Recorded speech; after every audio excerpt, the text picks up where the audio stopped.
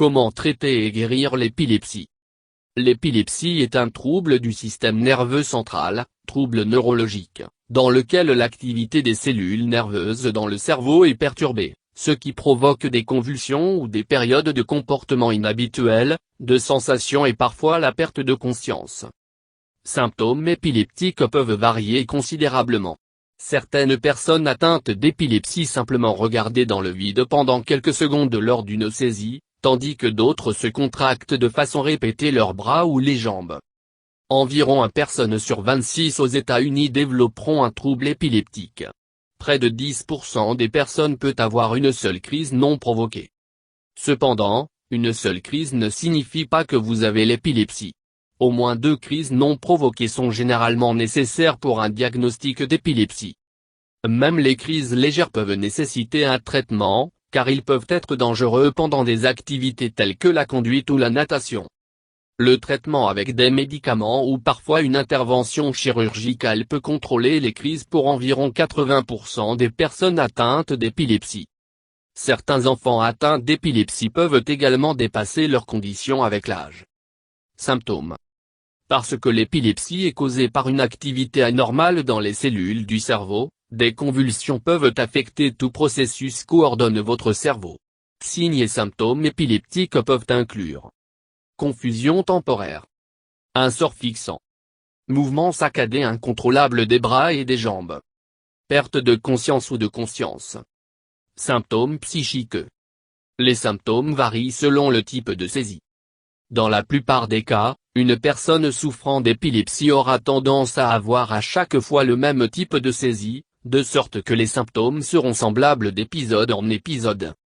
Les médecins classent généralement les saisies comme étant soit focales ou généralisées, basées sur la façon dont l'activité anormale du cerveau commence. Les crises focales. Lorsque les crises semblent résulter d'une activité anormale dans une seule zone de votre cerveau, ils sont appelés focales saisies, partielles. Ces saisies se répartissent en 2 catégories.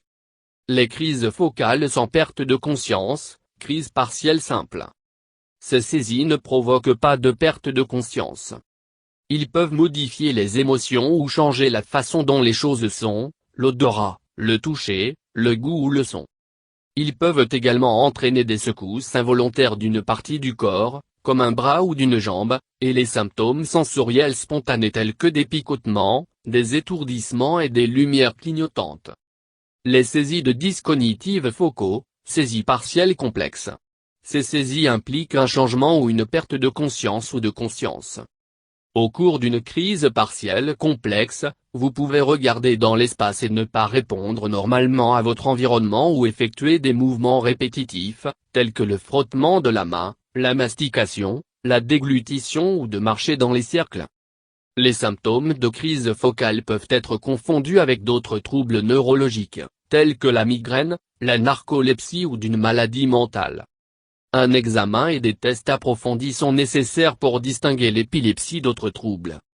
Les crises généralisées. Convulsions qui semblent impliquer toutes les zones du cerveau sont appelées crises généralisées. 6 types de crises généralisées existent. Les crises d'absence. Les crises d'absence, précédemment connues sous le nom des crises de petit mal, se produisent souvent chez les enfants et se caractérisent par les yeux dans l'espace ou le corps subtil des mouvements tels que le clignotement des yeux ou claquement de lèvres. Ces crises peuvent se produire en grappe et provoquer une brève perte de conscience. Les crises toniques. Les crises toniques provoquent un raidissement des muscles. Ces crises affectent généralement les muscles de votre dos, les bras et les jambes et peuvent vous faire tomber à terre. Les crises atoniques. Les crises atoniques, aussi connues comme les crises de goutte, provoquent une perte du contrôle musculaire, ce qui peut vous amener à s'effondrer soudainement ou tomber en panne. Convulsions cloniques. Convulsions cloniques sont associées à des mouvements répétés ou rythmiques, secousses musculaires. Ces crises affectent généralement le cou, le visage et les bras. Les crises myocloniques. Les crises myocloniques apparaissent généralement brèves saccades ou tressaillements de vos bras et les jambes brusques. Les crises tonico-cloniques. Les crises tonico-cloniques, précédemment connues sous le nom crise de grand mal, sont le type le plus dramatique de crise d'épilepsie et peuvent causer une perte brusque de la conscience, le corps de raidissement et en secouant, et parfois la perte de contrôle de la vessie ou de mordre votre langue. Cause. L'épilepsie n'a pas de cause identifiable dans environ la moitié de ceux qui ont la condition. Dans l'autre, la condition peut être attribuée à plusieurs facteurs. Influence génétique. Certains types d'épilepsie, qui sont classés par le type de saisie que vous rencontrez ou de la partie du cerveau qui est touchée, courir dans les familles. Dans ces cas, il est probable qu'il y ait une influence génétique. Les chercheurs ont lié certains types d'épilepsie à des gènes spécifiques, mais on estime que jusqu'à 500 gènes pourraient être liés à la condition. Pour la plupart des gens, les gènes ne sont qu'une partie de la cause de l'épilepsie. Certains gènes peuvent rendre une personne plus sensible aux conditions environnementales qui déclenchent des crises. Un traumatisme crânien. Les traumatismes crâniens à la suite d'un accident de voiture ou une autre lésion traumatique peut provoquer l'épilepsie. Conditions du cerveau. Conditions du cerveau qui causent des dommages au cerveau, telles que les tumeurs du cerveau ou d'accidents vasculaires cérébraux, peuvent causer l'épilepsie. L'AC est une des principales causes de l'épilepsie chez les adultes âgés de plus de 35 ans. Maladies infectieuses. Les maladies infectieuses, telles que la méningite, le sida et l'encéphalite virale, peuvent causer l'épilepsie. Lésions prénatales. Avant la naissance, les bébés sont sensibles aux lésions cérébrales qui pourraient être causées par plusieurs facteurs, comme une infection dans les carences mères, une mauvaise nutrition ou d'oxygène. Ces dommages au cerveau peuvent entraîner une épilepsie ou une infirmité motrice cérébrale. Troubles du développement. L'épilepsie peut parfois être associée à des troubles du développement, comme l'autisme et la neurofibromatose. Facteurs de risque. Certains facteurs peuvent augmenter votre risque d'épilepsie. Âge. Histoire de famille. Blessure à la tête. AC et d'autres maladies vasculaires. Démence. Infection cérébrale. Crise dans l'enfance. Diagnostic. Consultation de l'épilepsie pédiatrique. Pour diagnostiquer votre état, votre médecin examinera vos symptômes et les antécédents médicaux. Votre médecin peut commander plusieurs tests pour diagnostiquer l'épilepsie et de déterminer la cause des crises. L'examen neurologique.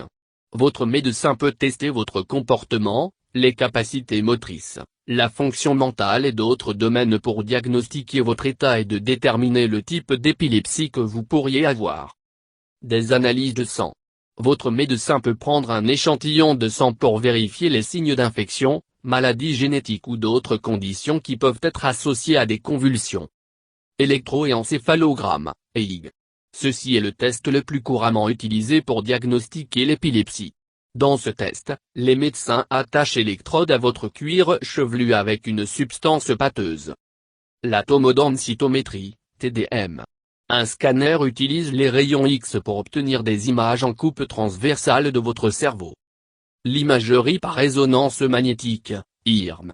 Une IRM utilise des aimants puissants et des ondes radio pour créer une vue détaillée de votre cerveau. L'IRM fonctionnelle, IRMF.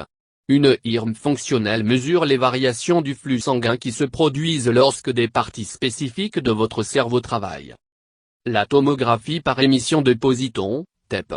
TEP utilise une petite quantité de matière radioactive à faible dose qui est injectée dans une veine pour aider à visualiser les zones actives du cerveau et de détecter des anomalies.